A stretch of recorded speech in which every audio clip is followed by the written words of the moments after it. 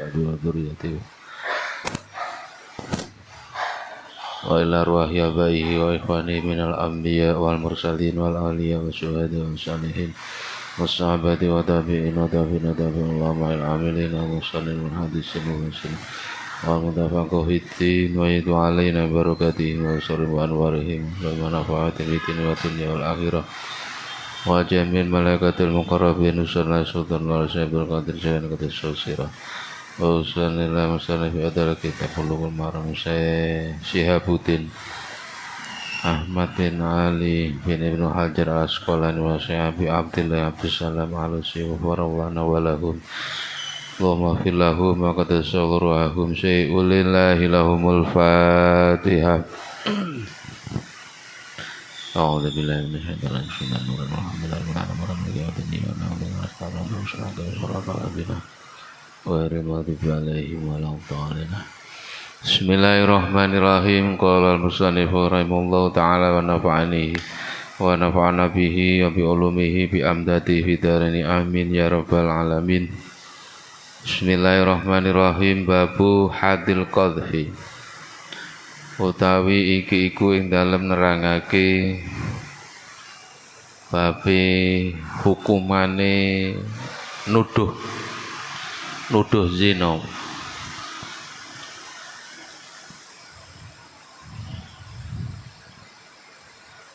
Nek kemarin hate zina niki hate nuduh zina. Qadhf niku secara bahasa romyus syai', melempar sesuatu. Pokok melempar sesuatu namanya qadhf secara bahasa. Secara syaraknya romyu biwatin yujibul hadda alal marmi. Jadi melemparkan tuduhan zina yang mewajibkan hukuman atas orang yang menuduh. An Aisyah radhiyallahu anha qala. Hadis saking Siti Aisyah radhiyallahu anha. Qalat endika sinten Aisyah. Lamma nazala rikalane temurun. Apa udri ayat pembebasanku. Ayat pembebasanku. Jenengan pun nate mireng nek Siti Aisyah nate dituduh zina.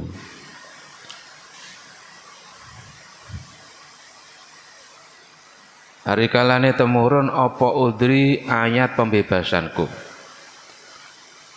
Koma nuli jumeneng sinten Rasulullah sallallahu alaihi wasallam alal mimbari ngatasé mimbar. Fadzakara nuli nyebut sinten Kanjeng Nabi dzalika ing mengkono-mengkono temurune ayat pembebasane Siti Aisyah. Wa ta'ala lan maca sinten Kanjeng Nabi Al-Qur'ana ing Qur'an.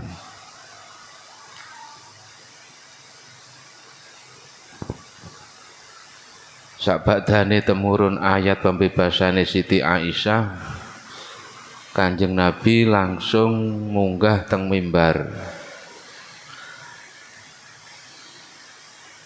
Munggah teng mimbar menjelaskan bahwa ayat pembebasan Siti Aisyah yang dituduhkan oleh para sahabat selama ini itu sudah turun. Lalu Rasulullah membacanya, ayat yang baru turun itu. Merumiin gampang ya. Setiap ada permasalahan mesti ayat turun, beres. Ada masalah ayat turun, beres. Nah, saat ini harus dipelajari dulu, karena ayatnya sudah turun duluan. Falamma nazala nuli ari kalane mudhun sinten Kanjeng Nabi saking mimbar amaro perintah sinten Kanjeng Nabi bi rajulaini kelawan wong lanang loro wa mraatin lan wong wadon siji faduribu nuli mukul utawa nyambuk sinten Kanjeng Nabi al hadda halih dadi hukuman. Akhrajahu ngetokake hu ing hadis sapa Imam Ahmad. Wa asyara lan isyara ilahi maring hadis sapa Al Bukhari Imam Bukhari. Lah niki teng kitab Bukhari nggih diceritakaken. Ceritane Siti Aisyah sing dituduh zina niki.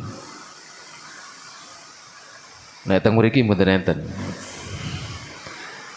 Insyaallah ceritane ngeten. Pada waktu itu Rasulullah Shallallahu Alaihi Wasallam itu memerangi Bani Mustalik, sehingga perangnya disebut perang Bani Mustalik. Pada perang Bani Mustalik itu Rasulullah sesuai kebiasaan ketika Rasulullah memimpin peperangan atau berangkat perang, yang mendampingi Rasulullah ini istrinya diundi. Sampai saniki nggih ngoten. Tiyang nek istri ini lebih dari satu, nek badhe lunga niki diundi sinten sing mendampingi. Nah mangke nek tepak si A nggih si A sing mendampingi. Lah kok wekdal niku undiane tepak teng Siti Aisyah. Akhirnya perang Bani Mustalik niku sing dampingi Rasulullah Siti Aisyah. Setelah mendampingi Rasulullah, peperangan terjadi sampai selesai. Alhamdulillah Rasulullah dan para sahabatnya diberi kemenangan memerangi Bani Mustalik. Setelah selesai sesuai kebiasaan, perang menang, rampasan perang dikumpulkan. Setelah dikumpulkan, lalu dibawa pulang semuanya. Dan seperti biasa, ada salah satu sahabat yang ditugasi oleh Rasulullah pulang paling belakang. Tujuannya apa? Tujuannya untuk mengantisipasi sisa-sisa perang yang tertinggal. Jadi ini bisa mengumpulkan kembali terus dibawa pulang. Di tengah perjalanan, karena situasinya panas dan lelah, akhirnya rombongan berhenti istirahat. Di dalam istirahat itu Siti Aisyah niki di atas tandu. Tandu niku nggih napa? Nggih tandu. Rumah kecil yang di atas atau di panggul atau di atas hewan atau di kereta terus ditarik hewan. Karena ingin buang hajat, Siti Aisyah mandap buang hajat. Setelah buang hajat kembali ke tandunya. Ternyata kalungnya Siti Aisyah ini diraba-raba kok tidak ada. Akhirnya Siti Aisyah kembali lagi ke tempat buang hajatnya, mencari kalungnya tersebut. Nah pada saat mencari kalungnya ini, para sahabat tidak ada yang tahu. Taunya para sahabat Siti Aisyah sudah kembali dari buang hajat dan sudah masuk ke tandu. Akhirnya rombongan berangkat. Setelah rombongan berangkat, Siti Aisyah datang. Ternyata rombongan sudah tidak ada.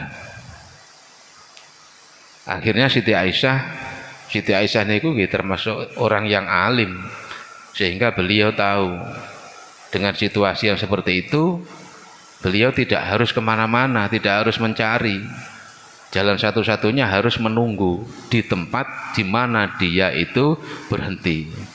Karena ketika ada yang mencari, nanti mesti menujunya ke tempat berhenti itu. Sehingga Siti Aisyah ya di situ, duduk di bawah pohon tempat istirahat, Lama-lama akhirnya sampai sore kok tidak ada yang mencari, ngantuk Siti Aisyah nih. Tertidur.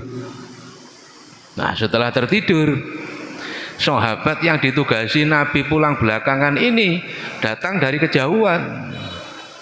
Dari jauh sudah melihat kok ada hitam-hitam di depan, itu apa? Akhirnya dihampiri. Ternyata setelah mendekat kok Siti Aisyah. Nah, sahabatnya Nabi ini juga orang yang alim semua rata-rata. Namanya Sofwan bin Mu'attal.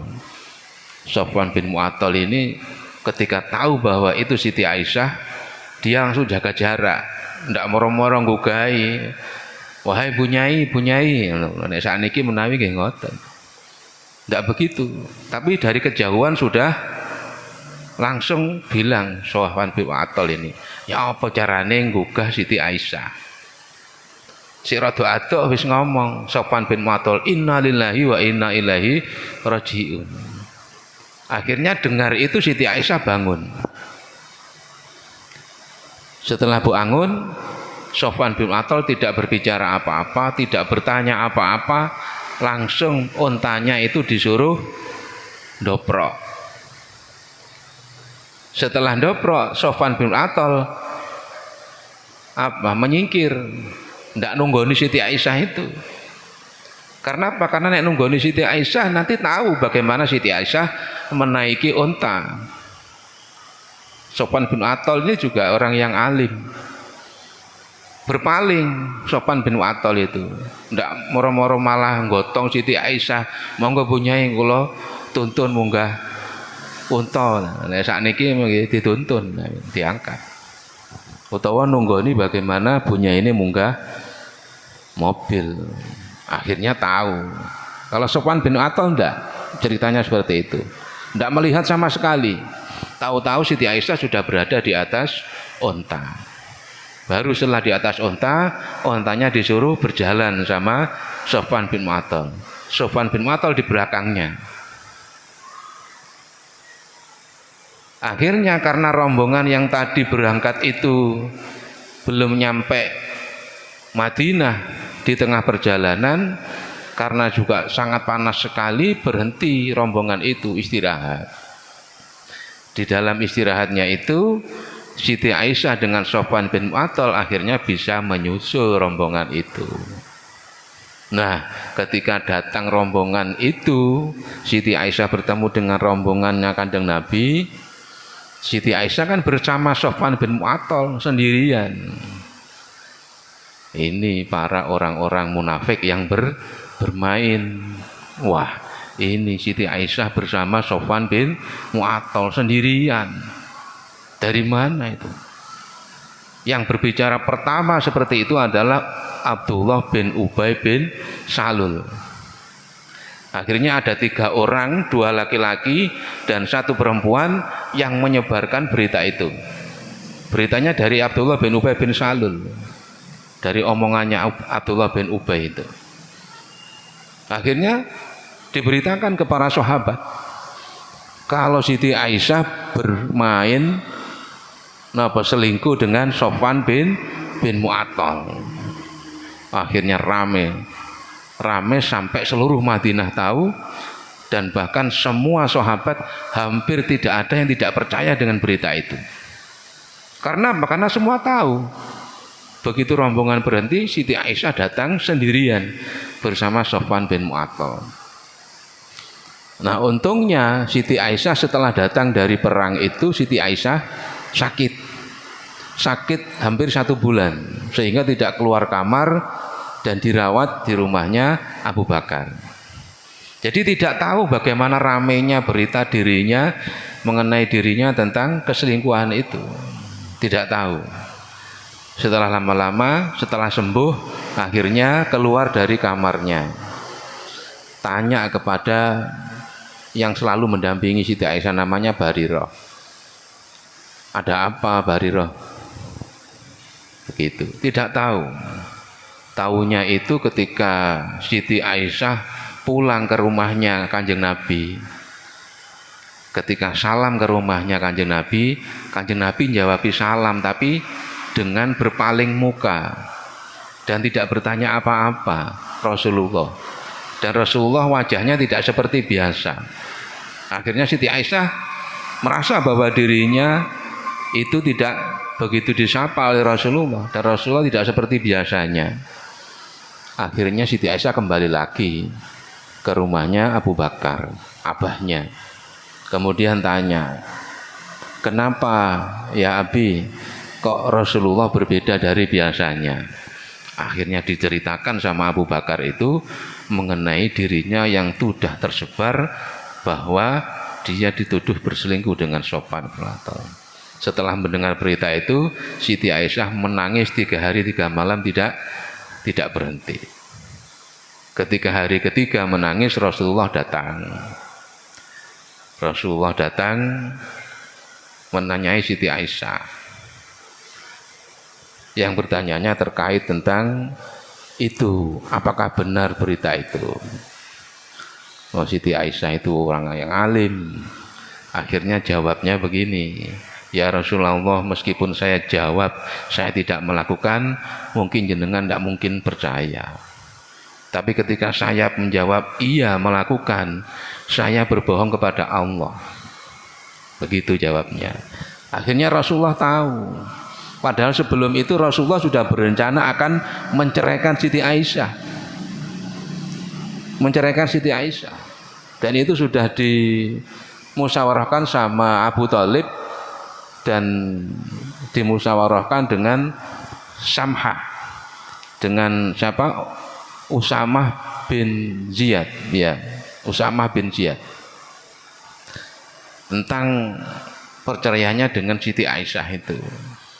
Akhirnya Usamah bin Ziyad usul, ya Rasulullah jangan bertanya kepada saya, tanyalah kepada Barirah bagaimana. Akhirnya tanya juga Rasulullah kepada Barirah, ya apa nek Siti Aisyah tak pegat. Akhirnya Barirah menangis, ya Rasulullah, saya meskipun tidak tahu apa-apa, tapi saya tahu bagaimana Siti Aisyah. Siti Aisyah itu orang yang jujur, polos, dan masih kekanak-kanakan. Tidak mungkin melakukan hal itu. Akhirnya Rasulullah hatinya menjadi dingin. Niatnya untuk menceraikan Siti Aisyah tidak jadi. Maka dari itu Rasulullah bertambah bingung. Akhirnya pada suatu saat turunlah ayat yang membebaskan Siti Aisyah. Ketika ayat pembebasan itu turun, Rasulullah langsung berdiri di atas mimbar. Lalu bagaimana ayatnya itu? Ayatnya itu adalah innalladzina ja'u bil ifki usbatun minkum. Sesungguhnya orang-orang yang membawa ja'u niku teko membawa berita. Innalladzina ja'u bil ifki. Sesungguhnya orang-orang yang datang membawa berita bohong itu adalah usbatun minkum. Kelompok-kelompok dari golongan kalian. Ya teko golong-golonganmu, teko para sahabatmu yang membawa berita ini. Akhirnya itu disampaikan kepada Rasulullah, dan inilah ayat pembebasan Siti Aisyah, bahwa Aisyah itu tidak melakukan hal itu. Berita itu semuanya adalah bohong. Nah, dari berita itu Rasulullah langsung menyuruh untuk mencambuk 2 orang laki-laki dan 1 orang perempuan. 2 orang laki-laki itu di sini disebutkan Hasan bin Sabit wa Mistah bin Usasah. Sing dicambuk nih. Perempuannya itu Hamnah binti Jahsh.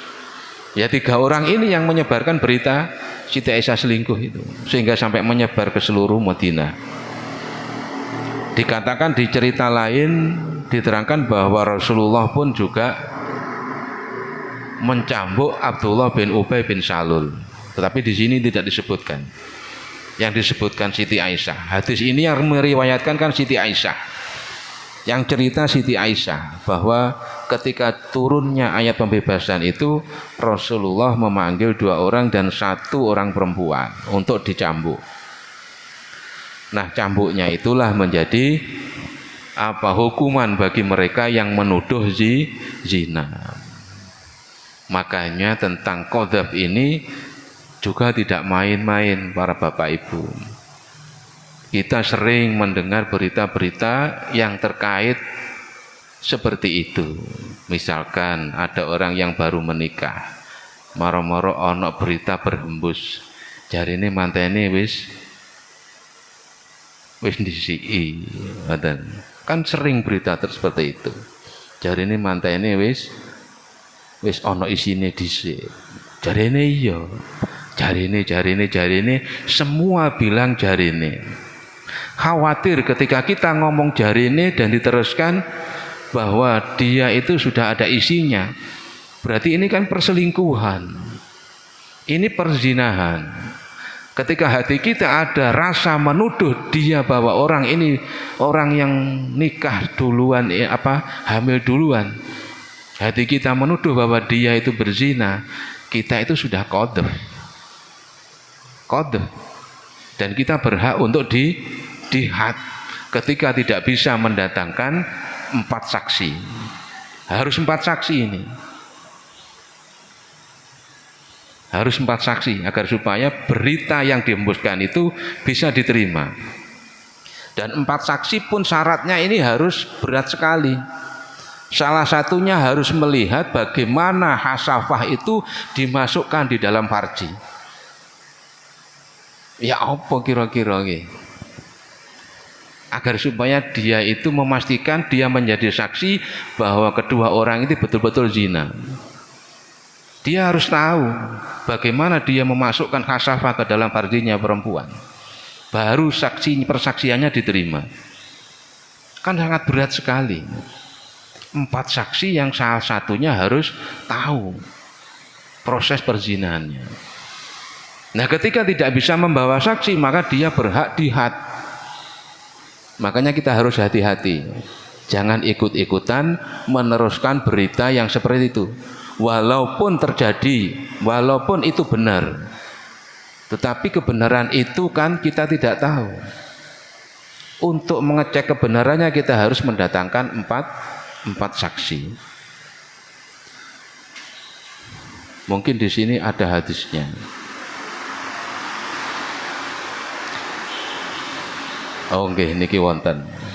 Wa an Anas bin Malik qala awalul li'anin kana fil Islam anna syarika bna sahma qadhafahu Hilal bin Umayyah bi imratihi.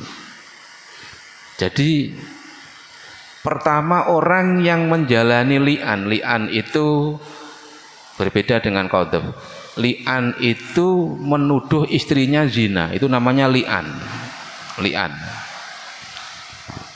Kalau qadzaf itu menuduh orang lain berzina. Nah, li'an itu menuduh istrinya zina, itu li'an. Itu pun juga ada hukumannya. Dan harus dicerai istrinya. Awalul li'anin kana fil Islam anna syarika bin Sahma qadhafahu. Syarik bin Sahma ini menuduh zina Hilal berselingkuh atau berzina dengan istrinya. Akhirnya setelah istrinya tahu digitukan sama suaminya yang namanya Hilal itu, faqala lahu Nabi. Lalu cerita siapa istrinya kepada Nabi Muhammad sallallahu alaihi wasallam. Setelah itu faqala lahu Nabi sallallahu alaihi wasallam. Nabi berkata kepada Hilal, al-bayyinata. Hilal, buktikan, datangkan saksi sampai 4 kali. 4 saksi harus datangkan. Wa illa fahadda fi dhuhrika. Kalau tidak mendatangkan 4 saksi, maka kamu yang saya hukum had. Ini dawuhnya Rasulullah. Makanya pertama kali orang yang melakukan qadzaf itu Syarik bin Sahma. Dan itu betul-betul dilakukan oleh Rasulullah, dicambuk ketika tidak ada saksinya. Maka dari itu di dalam masalah qadhaf ini betul-betul kita harus menjaga, jangan sampai kita ikut-ikutan orang yang menghembuskan berita yang tidak baik sehingga menimbulkan qadhaf di hati kita. Para hadirin, para sedaya ingkang minulya, niki sabenere sasi kathah hadis-hadisipun, tapi sedaya sami menerangkan tentang qadhaf ini. Dan sudah cukup qadhaf ini bahwa hukumannya adalah dicambuk 80 kali. Walladzina yarmunal musonati summa lam ya'tu bi arba'ati syuhada'a fajlituhum samanina jaldah. Niki Al-Qur'ane. Adapun orang-orang yang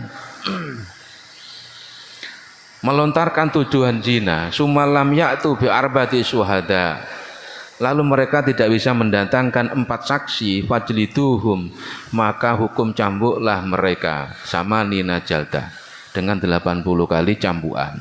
Wala takbalu syahadatan abada wa ulaika humul fasikun. Wala takbalu lan ojo nrimo kalian semua syahadatan ing persaksiane wong ki mau abadan selawase. Janganlah diterima persaksiannya.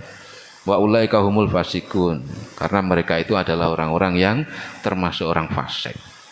Jadi nek wong niku yang pernah melakukan qadhaf, ini persaksiannya tidak diterima selamanya di dalam Al-Quran seperti itu, sehingga dia tidak boleh menjadi saksi pernikahan. Dalam pernikahan kok menjadi nikah itu kan wonten saksi nih kalih, dan itu menjadi rukunnya nikah. Ketika menjadi saksi maka tidak sah kalau orang yang sudah pernah qadhaf, karena sudah disebutkan di dalam Al-Quran, orang yang sudah pernah qadhaf tidak boleh menjadi saksi selamanya. Nah, makanya ketika kita menikah mencari saksi juga harus pilih-pilih mana orang yang cocok untuk menjadi saksi. Biasanya orang-orang terdekat kita, orang-orang yang aman. Makaten para sedaya ingkang kula hormati, mbok menawi mulai kala winginane wonten kekirangannya, ya memang napa nggih, saya ya seperti itu, kemampuan saya hanya seperti ini. Dan kalau memang ada benarnya, ada manfaatnya, semuanya itu adalah karena Allah Subhanahu wa Ta'ala. Mudah-mudahan kita semua bisa mengambil manfaat. Yang jelas niatan kita dari rumah itu belajar, dan barang siapa yang niat belajar di masjid maka dia pulang membawa pahala haji dan umroh secara sempurna. Masya Allah. Padahal yang haji beneran ini belum tentu hajinya dinilai sempurna. Tapi orang yang berniat belajar ilmu di masjid pulangnya membawa pahala haji sempurna dengan sempurna. Dan ketika dia berada di masjid jamaah subuh, dia tidak pulang sampai matahari terbit, dia pulang juga membawa pahala haji umroh sempurna 2 kali jenengan. Kalau tidak pulang, kalau jenengan pulang gitu, boten. Saderenge terbit kok pulang, boten. Hanya mendapatkan 1. Makanya itulah keuntungan orang-orang yang dekat dengan masjid, keuntungan orang-orang yang rumahnya berdampingan dengan masjid, sangat luar biasa pahalanya, dan besok bisa diambil manfaatnya. Ketika orang lain kepanasan, orang-orang yang dekat dengan masjid dan hatinya terpaut dengan masjid, orang itu tidak akan kepanasan. Teng ora-ora masar srengenge cendhek sakniki dhuwur mawon panase kados ngeten. Teng ora-ora masar niku cendhek srengenge ini tidak ada iup-iup sama kali, tidak ada tanah yang lebih tinggi, tidak ada tanah yang untuk berteduh, apalagi tumbuhan. Dan itu tidak tahu sampai kapan. Makanya orang di ora-ora masar itu melayu rono, mencari apa? Mencari supaya kapan ini dihukumi oleh Allah. Akhirnya Rasulullah yang terakhir memberi syafaat, bersujud kepada Allah, ya Allah kalau memang ini hamba ini masuk neraka, hukumlah masuk neraka, kalau surga masuk surga, segera dihukumi. Akhirnya dihukumi oleh Allah. Ngaten mugi-mugi kula panjenengan sedaya diselamatkan oleh Allah dari apapun yang tidak baik dan diselamatkan dari Allah dari bencana, dari bala musibah dan dari segala bentuk kemaksiatan zahir batin. Amin Allahumma amin. Di bulan Ramadan ini mudah-mudahan kita dikeluarkan dari Ramadan dengan diampuni dosa kita, disehatkan jasad kita, dijauhkan bala musibah kita, dan didatangkan rizki kita yang rizki yang halalan thayyiban makbulan. Al-Fatihah.